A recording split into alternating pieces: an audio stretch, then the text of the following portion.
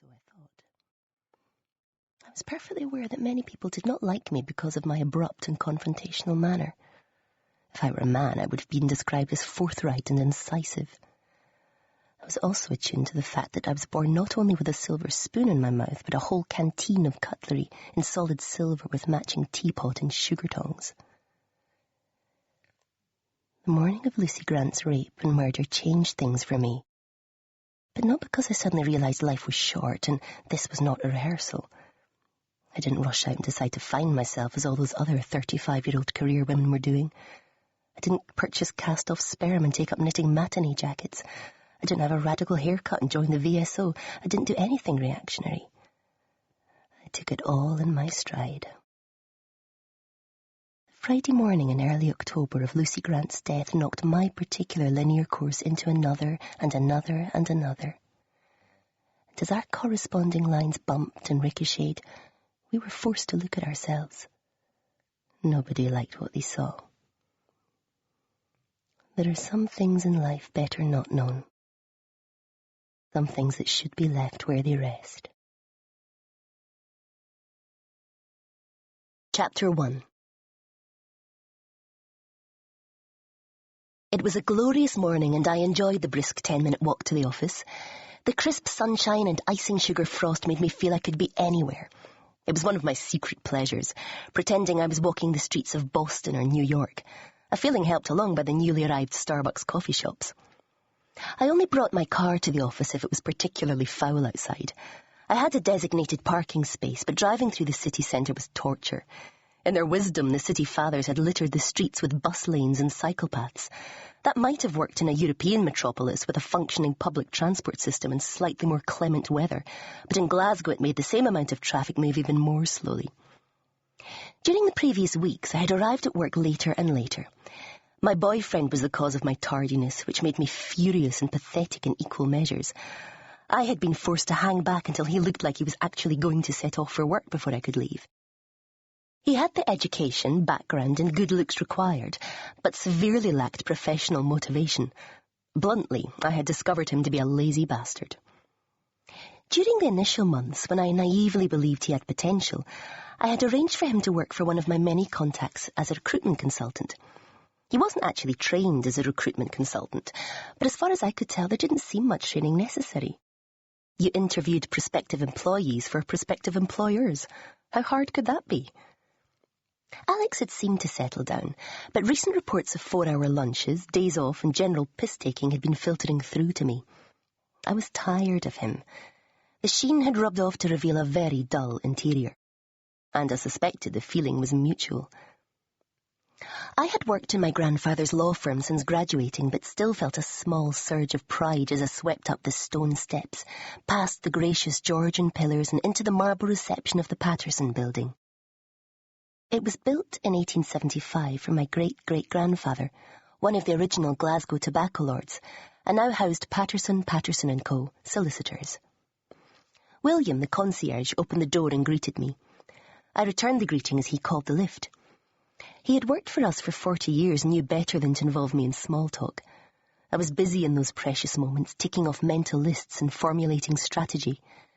It was not an awkward silence. Well, certainly not for me. It was reassuring in its ritualized repetition. My office, which had been my father's before me, was on the top floor beside the boardroom. The lift opened directly onto an open plan area for the assistants and secretaries. It was already buzzing. I acknowledged my staff and went straight to my office. Friday was a strange day, the start of a new business day, but the end of a business week. The two didn't sit well together. The feeling of wrapping up for the weekend, but still the promise of a rewarding day. I knew I was alone in believing that just as much work could be achieved in a Friday as any other day. I had a rather busy handbag and realised it was due for a clear-out when I couldn't find my hairbrush. I liked to be immaculate and was forced to empty the contents into my out tray. Naturally, the hairbrush was at the bottom, under my scion, my wallet, makeup bag, keys for my apartment, keys for my parents' home, keys for my car, keys for the office, and my mobile phone. After I smartened up, I went to the office kitchen to get a cup of coffee. I didn't believe in omens or any of that nonsense, but the window in the kitchen sprung open suddenly and gave me a fright. I splashed boiling coffee on my hand and scalded myself. As I ran cold water over the burn, my expression set for the day, a grim, no-nonsense face that my colleagues had learned to cross at their peril. I sat back at my desk with my coffee and was shifting through the dross from my handbag when Michael McCabe knocked on my open door. "Morning, Erin." He entered my territory and tried to look friendly.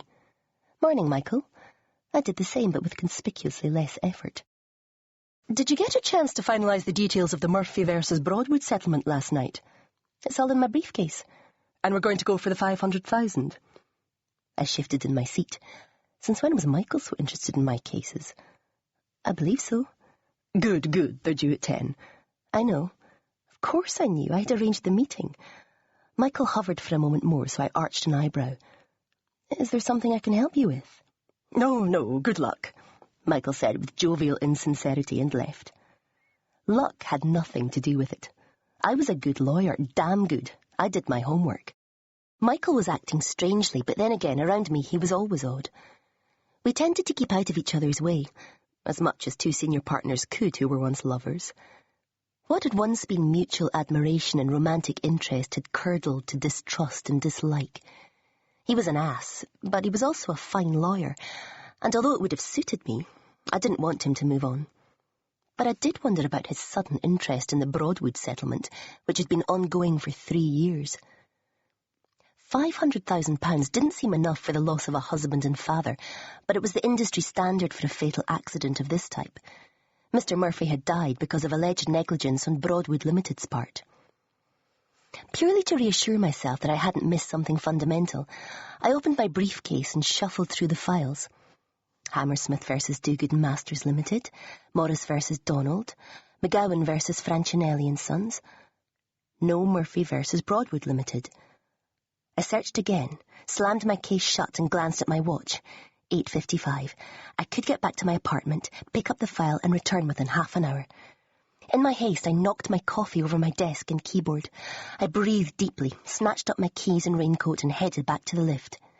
"Karen, I've got to go out," I sighed at my PA on my way past. "And I've spilt coffee on my desk and keyboard. Can you get somebody to clean it up?" "Certainly, Miss Paterson. When should I expect you back?" Karen called after me. "Half an hour." I realised I was bruised, but I didn't have time to exchange pleasantries that morning. The streets were busy with office workers, shop assistants and hairdressers scurrying to work. I was slowed down by the flow of human traffic and had to jostle past them all the way, mumbling, "Excuse me." As I reached the far end of my street, I looked up towards my apartment building. The sunlight ricocheted off the windows and toasted the blonde sandstone. The whole building radiated warmth and beauty. It was a reclaimed Victorian warehouse overlooking the reclaimed river that ran through the heart of the reclaimed city. They had done a wonderful job, particularly on the penthouse lofts, one of which was mine. It was an exclusive building with only 12 apartments and fully occupied by other professionals. We steered clear of each other's lives, but were civil enough to lend the building a feeling of superficial community. I reached into my raincoat pocket and pulled out my parents' house keys. It was turning into a perfect day. I buzzed the caretaker, Mrs. McCaffrey, but got no answer. Dispiritedly, I buzzed all the other flats until I reached the 2 penthouses, but, as I had expected, everybody was out. I took a deep breath and buzzed penthouse number 2. Half of me wanted no answer, and the other half was desperate to get in. "Yes?" "Hi, it's Erin Paterson. I've forgotten my keys and Mrs. McCaffrey's out. Could you buzz me in, please?" There was an odd pause. It was typical of Paul Gabriel, my immediate neighbour, who saw himself as something of a comedian. "Okay, but the lift isn't working," he said eventually. "Thanks," I muttered, but I checked the lift anyway, telling me it was out of order for the type of puerile joke Paul might play. I stared at the stairs. I hated exercise at any time and in any way. Exercise was rubbish. I would do anything rather than exercise. I had no desire to be down at the gym sweating my pants off, pretending to enjoy it when all I wanted was a glass of wine. To keep my perfect size 8 figure, I used a revolutionary dieting plan. I ate less. I began the ascent to the 5th floor, but needed oxygen by the 3rd. Little beads of perspiration gathered on my hairline. I shrugged off my raincoat, left it on the 3rd floor landing and made a determined effort to spring up the last 2 flights. I had discovered that I recovered more swiftly from a quick burst.